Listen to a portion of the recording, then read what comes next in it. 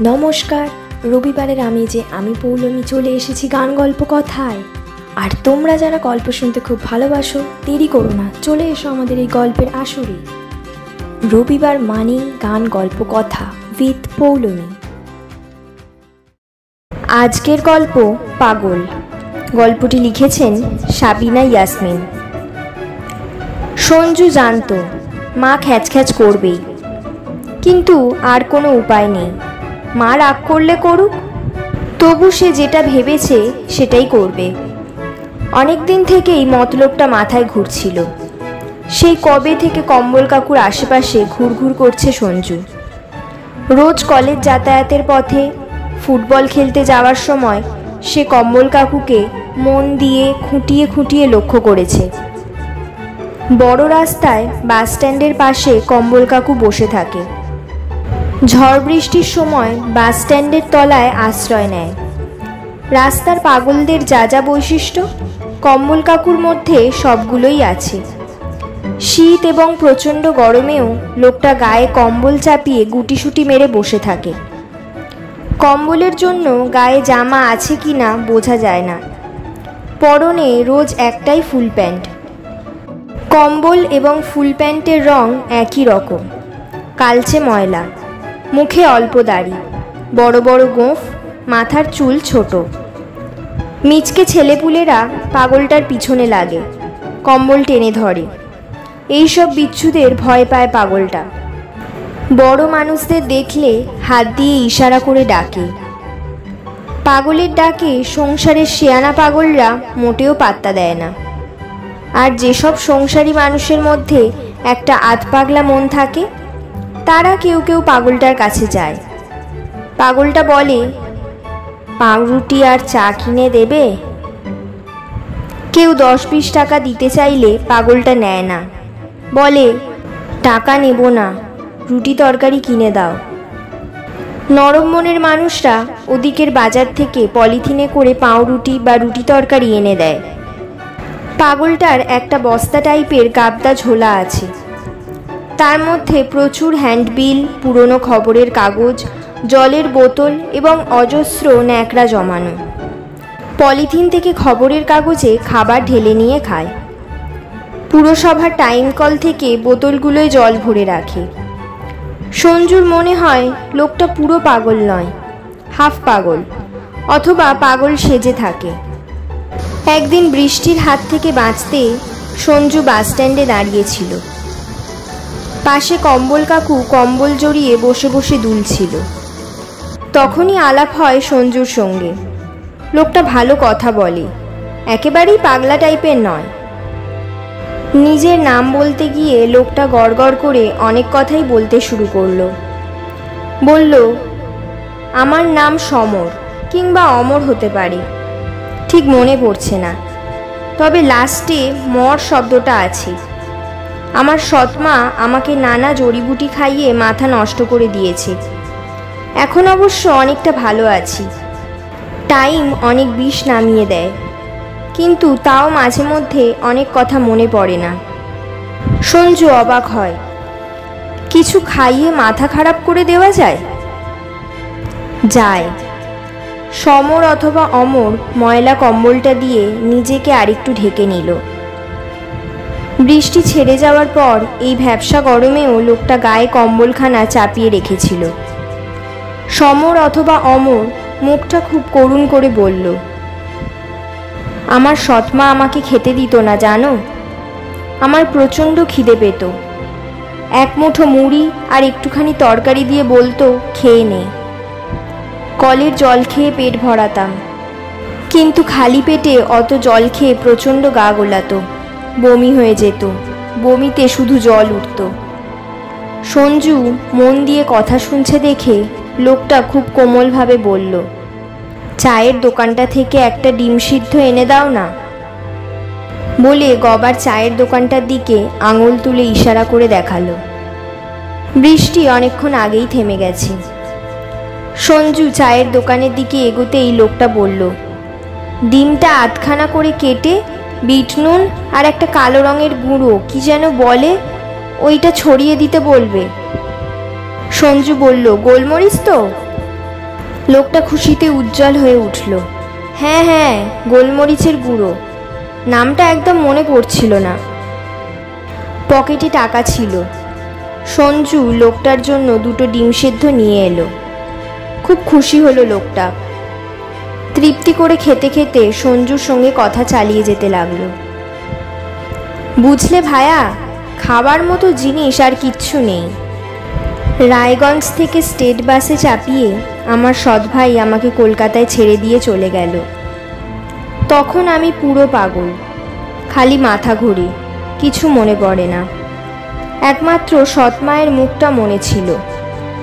সঞ্জু বলল, আপনার বাবা আপনাকে সাপোর্ট করতেন না? বাবাকেও খুব কথা শোনাতো সৎ মা। বাবা সবসময় ভয়ে ভয়ে থাকতো। আমি যখন বেশ ছোট তখন আমার মা গলায় দড়ি দেয়। তারপর বাবা আবার বিয়ে করে। এই পক্ষে 2টো ছেলে হয়, তারাও আমাকে খুব মারতো। খুব খাওয়ার কষ্ট পেয়েছি জানো। লোকটা সঞ্জুর দিকে তাকাতেই খুব মায়া লাগলো তার। 2টো ডিম সেদ্ধ খেয়ে লোকটার কথা বলার শক্তি যেন ডবল হয়ে গেছে। জানো ভাই, ক্যালিগ্রাফিতে আমার খুব ইন্টারেস্ট ছিল। একটা কোম্পানিতে কাজ পেয়েছিলাম। সেখানে ভিজিটিং কার্ড তৈরি হতো। আবার পার্টির লোকেরা ভোটের আগে আমাকে ভাড়া করে নিয়ে যেত দেওয়াল লেখাবে বলে। টুকটাক ইনকাম ভালোই ছিল, কিন্তু ঘরে 2টো ভাত পেতাম না। নিজের খাওয়া বাবদ সৎমার হাতে বেশ কটা টাকা তুলে দিতাম। আমাকে কচু পোড়া খেতে দিয়ে সে টাকা সৎমা মেরে দিত। খাওয়ার কষ্ট যে কি জিনিস। একদিন খাতা পেন নিয়ে গিয়েছিল সঞ্জু। লোকটা সুন্দর করে নিজের নাম লিখেছিল, অমর আদক। সঞ্জু বলেছিল, আপনার নাম তাহলে অমর, সমর নয়? অমর আদক বলল, লিখতে গিয়ে এই নামটাই মনে হলো, একটানে লিখে ফেললাম। কতদিন বাদে পেন ধরলাম, খুব ভালো লাগছে। একটা বিড়ি খেতে পারলে ভালো হতো। সিগারেট খাওয়া হয়? সঞ্জুর দিকে তাকিয়ে অমর জিজ্ঞেস করলো। সঞ্জু বলল, খাই, তবে খুব কম, মা খুব রাগারাগি করে। অমর হতাশ হলো। সঞ্জু জানে মায়ের রাগারাগির মধ্যে অন্যায্য কিছু নেই। বাবা মারা যাওয়ার পর ব্যাংক আর পোস্ট অফিসের সুদে সংসার চলে। সে নয় গ্র্যাজুয়েশন করে বসে রয়েছে, কিন্তু ভাইয়ের পড়ার খরচা আছে। খাওয়া পড়া, ইলেকট্রিক বিল, এটা সেটা ছাড়াও সংসারের আরও অনেক খরচ আছে। এদিকে সুদের হার যে হারে কমছে, কোনো দিন আসলেই না হাত পড়ে যায়। সঞ্জু চাকরির জন্য খুব চেষ্টা করছে, কিন্তু ঠিকমতো ব্যাপারটা লাগছে না। পাগল অমর আদককে দেখে তার মাথায় একটা প্ল্যান এসেছে। প্ল্যানটা সফল হলে মাসে 50-60 হাজার টাকা ইনকাম করা কোনো ব্যাপারই নয়। কিন্তু মাকে কিছুতেই বোঝানো যাচ্ছে না। খাওয়া দেখিয়ে ইনকাম, তাও আবার পাগলের খাওয়া। লোকে খামোখা খাওয়া দেখতে যাবে কেন? আর অত টাকাই বা দেবে কেন? মায়ের প্রশ্নের উত্তরে ছোট ভাই ফোড়ন কেটে বলেছে, একে মুকবাং বলে মা। কোরিয়ান ভাষায় এর মানে ইটিং শো, খুব পপুলার। পাঁপড় খাওয়ার আওয়াজ, কচকচ করে লঙ্কা চিবানো, সব শুনতে পাবে। এক একজন রাক্ষসের মতো খায়। পাগল না হলে ওরকম খাবেই বা কি করে? মানুষ মন্ত্রমুগ্ধের মতো দেখে, তাই না দাদা? তুই থাম। সঞ্জু ভাইকে থামায়। মাকে রাজি করানোটাই এখন দরকার। কিন্তু মা তো কিছুতেই রাজি হচ্ছে না। তার উপর যখন শুনল অমর আদককে বাড়িতে নিয়ে আসা হবে, তার খাওয়া দাওয়ার ভিডিও বানিয়ে ইউটিউবে ছেড়ে লাইক কমেন্ট বাড়িয়ে রোজগার করা হবে, মা বেঁকে বসল। তারপর বলল, একবার খেয়েই লোকটা চলে যাবে তো? সঞ্জু মাকে কি করে বোঝাবে যে মাত্র একবার হাতির খাওয়া খেলে ভিউ বাড়বে না? কিছুদিন ধরে প্রায় রোজ খেলে তবেই লোকে চোখ বড় বড় করে দেখবে, আর সঞ্জুদের বড়লোক হওয়ার রাস্তা খুলে যাবে। তার জন্য অমর আদককে কিছুদিন বাড়িতে এনে রাখতে হবে। চান করিয়ে পোশাক পরিয়ে ভদ্রস্থ করে তারপর ভিডিও করতে হবে। তাদের একতলাটা ভাড়া দেওয়া আছে, দোতলায় তারা থাকে। রান্নাঘরের পাশে একটা ছোট্ট ঘর আছে, বাড়তি জিনিসপত্র থাকে। ওখানে অমর আদকের থাকার ব্যবস্থা করা যেতে পারে, একটা টেবিল ফ্যান দিলেই হয়ে যাবে। কিন্তু মা কি রাজি হবে? এসব পরিকল্পনার কথা শুনে মা এমন চিৎকার জুড়ল যে প্ল্যান বাতিল হওয়ার পথে। যাই হোক, অবশেষে মাকে অনেক কষ্টে ম্যানেজ করতে পারল সঞ্জু। শেষ মুহূর্তে রঞ্জু দাদার হয়ে জান লড়িয়ে দিল। রঞ্জু এখনকার ছেলে, ঠিক বুঝেছে যে ব্যাপারটা জমাতে পারলে টাকার অভাব থাকবে না। ভালো জিনিস লোকে না দেখুক, কিন্তু উদ্ভট জিনিস কিংবা ছ্যাবলামির দর্শক কখনো কম পড়ে না। অমর আদক শুনে হাঁ হয়ে গেল। বাড়িতে নিয়ে গিয়ে ভালো মন্দ খাওয়াবে, থাকতে দেবে, শুধু খাওয়ার সময় ভিডিও করতে দিতে হবে। এটা কি এমন কঠিন শর্ত? তেল ছিটে কম্বলটা গায়ে ভালো করে জড়িয়ে একগাদা কাগজ আর প্লাস্টিকের বোতল ভর্তি ঝোলাটা বগলে নিয়ে সঞ্জুর পিছন পিছন তাদের বাড়িতে হাজির হলো সে। ওকে দেখে সঞ্জুর মা চেঁচাতে শুরু করলো, কি নোংরা লোক রে বাবা, ইস কি গন্ধ বেরোচ্ছে লোকটার গা থেকে, এক্ষুনি লোকটাকে বিদায় কর, ভিডিও করার দরকার নেই। লোকটাকে বাইরের ঘরে বসিয়ে সঞ্জু আর রঞ্জু মাকে বোঝানোর চেষ্টা করতে লাগলো। রাগে মায়ের মুখ থেকে কথা বেরোচ্ছিল না। বাবার জামা প্যান্ট পাজামা পাঞ্জাবিগুলো মায়ের আলমারিতে আছে। অমর আদককে শ্যাম্পু সাবান দিয়ে স্নান করিয়ে বাবার একটা পরিষ্কার পাজামা আর ফতুয়া পরিয়ে দিলেই হবে। অমর আদক বহুদিন স্নান করেনি। জল দেখে এমন করছিল যেন জলাতঙ্ক হয়েছে। কিছুতেই কম্বল ছাড়তে চাইছিল না। বলল অভ্যেস হয়ে গিয়েছে, আমাকে শুধু পায়জামা দাও, জামা দিতে হবে না, কম্বলটা গায়ে রেখে দেবো। তাই বললে কি হয়? ভালো করে সেজেগুজে না বসলে লোকে দেখবে কেন? সঞ্জু ব্যাংক থেকে টাকা তুলে এনেছে। একজনের কাছ থেকে অনেক টাকা ধার করেছে। যদি ভিডিওগুলো জনপ্রিয় হয় তখন একটা ভালো ক্যামেরা কিনে নেবে। পরিষ্কার পরিচ্ছন্ন হওয়ার পর অমর আদককে একদম ভদ্রলোকের মতো দেখতে লাগছিল। সঞ্জু ওকে একটু শিখিয়ে পড়িয়ে নিল। তারপর একটা ইউটিউব চ্যানেল খুলে জয় মা বলে শুরু করে দিল। মা একা অতটা রান্না করতে পারবে না বলে ঝর্ণা কাকিমাকে ডেকে নেওয়া হয়েছে। কাকিমার হাতে নগদ কিছু টাকা দেওয়া হবে। প্রথম দিন এলাহি খাবারের আয়োজন করা হলো। চ্যানেলের নাম দেওয়া হলো মরণ খাওয়া খেয়েও অমর। নাম শুনে অমর আদক বলল, নামটা কেমন যেন, মরণ খাওয়া ব্যাপারটা ঠিক বুঝলাম না। অবশ্য খেতে বসার পর অমর আদক মরণ খাওয়াটা ঠিক কি সেটার আঁচ পেল। 1 কেজি মুরগির মাংস কষা, 1 কড়াই মাটনের চর্বি ভাজা, 20 পিস পোনা মাছ ফ্রাই, 30টা হাঁসের ডিমের কারি, বড় 1 থালা ভাত আর খান 25 কাঁচা লঙ্কা। অমর আদক সচল ক্যামেরার সামনেই আঁতকে উঠল। বলল, এত খেলে ঠিক মরে যাব ভাই, ভাত আর 2টো ডিম হলেই আমার হয়ে যাবে। প্রচণ্ড বিরক্ত হলো সঞ্জু। কাকা, এটা লাইভ হচ্ছে, যা যা শিখিয়েছিলাম সেগুলো বলে ঝটপট খাওয়া স্টার্ট করে দাও। মজা দেখতে ঘরে সঞ্জুর মা, সঞ্জুর ভাই, ঝর্ণা কাকিমা, ঝর্ণা কাকিমার মেয়ে অতসী, সঞ্জুর এক বন্ধু হাজির হয়েছে। ঘরটার মধ্যে বিভিন্ন খাবারের গন্ধ একসঙ্গে পাক খাচ্ছে। তাতে লোভ লাগার পরিবর্তে সকলেরই গা গুলিয়ে উঠছে। সঞ্জুর মা নাকে আঁচল চাপা দিয়ে রেখেছে। ওদিকে অত খাবার দেখে অমর আদকের মরে যাওয়ার মতো অবস্থা হয়েছে। তবু খেতেই হবে, লাইভ প্রোগ্রাম।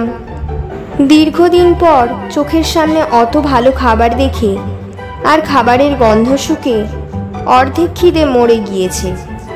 তবু খেতে তো হবেই। মোবাইলের ক্যামেরা অন আছে। খেতে খেতে চোখ উল্টে যাওয়ার জোগাড়। তার উপর সঞ্জু বলেছে কাঁচা লঙ্কাগুলো এমনভাবে কচর মচর করে চিবিয়ে খেতে হবে যাতে সাউন্ডটা ঠিকমতো শোনা যায়। সব খাবারগুলো পশুর মতো গিলে পায়জামার দড়িটা আলগা করে ওখানেই শুয়ে পড়ল অমর আদক। সঞ্জু ভিডিও করা বন্ধ করে দিল, এডিট করে ছাড়বে। মরণ খাওয়া খেয়েও অমর দিন দিন চরম পপুলার হয়ে উঠল। জনপ্রিয়তার নিরিখে কটা মাত্র ভিডিও দেখেই ইউটিউব কর্তৃপক্ষের তরফ থেকে মেসেজ এলো। আনন্দে সঞ্জুর পাগল পাগল অবস্থা। এই তো দরজা খুলে যাচ্ছে, এরপর কাঁড়ি কাঁড়ি টাকা আসবে। রোজ ভিডিও করা সম্ভব হয় না, প্রস্তুতির জন্য সময় লাগে। প্রতিবার ভিডিও করার দিন সকাল থেকে অমর আদকের শরীর খারাপ লাগে, বমি বমি ভাব হয়। সঞ্জু 2টো করে গ্যাসের ট্যাবলেট খাইয়ে দেয়। এখন খাবারের পরিমাণ 2 গুণ হয়েছে। খাবারের পরিমাণ বৃদ্ধির সঙ্গে তাল রেখে ভিউ বাড়ছে।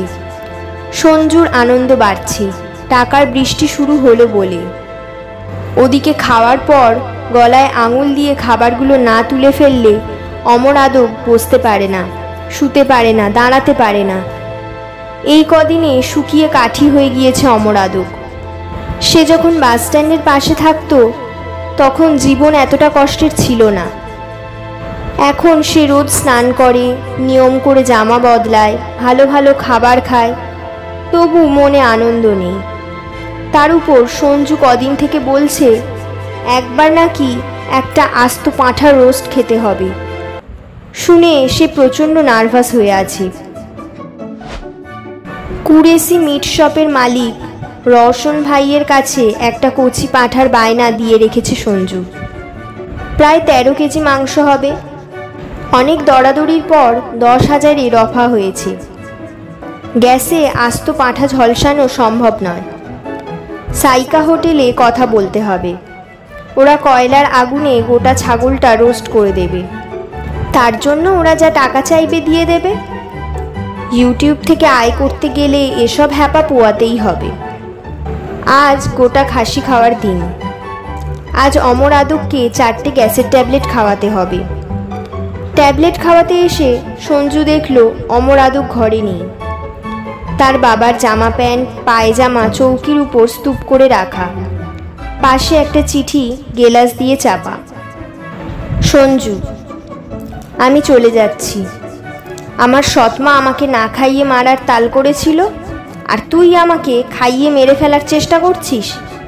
লোকে আমাকে পাগল বলে, কিন্তু তোদের দেখার পর আমার নিজেকে আর ততটা পাগল মনে হচ্ছে না। না খেয়ে মানুষ কতদিনে মরে জানা হয়নি, তবে তোদের বাড়ি থাকলে খেয়ে মরতে আমার খুব বেশি দিন লাগতো না। আমার পুরনো প্যান্ট আর কম্বলটা নিয়ে গেলাম। বাস স্ট্যান্ডের আশেপাশে তোকে ফের যদি কোনো দিন দেখি, কামড়ে তোর কান দুটো ছিঁড়ে নেব ঠিক। ইতি অমর আদক। তাহলে আজকের গল্প কেমন লাগলো অবশ্যই কমেন্ট করে জানাও। যদি ভালো লেগে থাকে লাইক করো এবং বন্ধু বান্ধবদের সঙ্গে শেয়ার করতেও পারো। এবং আমাদের গান গল্প কথা পরিবারের সঙ্গে যুক্ত থাকতে চাইলে চ্যানেলটিকে সাবস্ক্রাইব করে দাও এবং পাশের বেল আইকনটি প্রেস করে দাও, যাতে আমার গল্প এলে সবার প্রথম নোটিফিকেশন তোমার কাছে চলে যায়। রবিবার মানেই গান গল্প কথা উইথ পৌলমী।